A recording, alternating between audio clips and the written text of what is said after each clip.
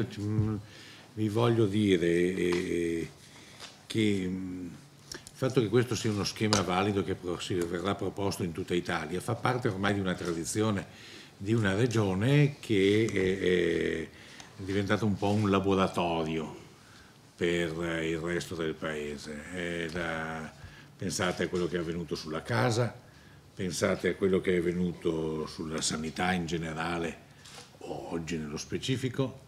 Pensate a quello che accadrà domani quando, anche se non è semplice, ma lo faremo, saremo i primi a vendere il patrimonio delle ATER trasformando 40.000, potenzialmente 40.000 affittuari in 40.000 proprietari. Ecco, sono cose che ci proponiamo e che indichiamo a tutta Italia, a cui abbiamo, credo, dato già un contributo non indifferente anche nel passato, per esempio sull'utilizzo degli strumenti finanziari innovativi. E chi conosce sa che mi riferisco al project financing e non ai derivati o agli swap, ecco, che non abbiamo fatto.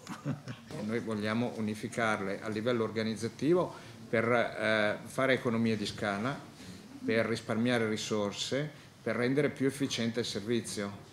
E in questo il ruolo della Regione è fondamentale. È un progetto innovativo che, se funziona qui, dovrà funzionare poi in tutte le regioni d'Italia. Però, come è stato detto, finora sono stati fatti esperimenti un po' di qua, un po' di là a casaccio in alcune città e non hanno portato a grandi risultati. Noi vogliamo definire un modello concreto in un'area territoriale, in questo caso l'area è quella della Regione Veneto, sviluppare concretamente, praticamente un modello pratico, non solo teorico, per poi esportarlo nelle altre regioni. Questo è l'approccio rispetto alla definizione di un progetto unico nazionale da fare contemporaneamente dappertutto, il che significa non farlo.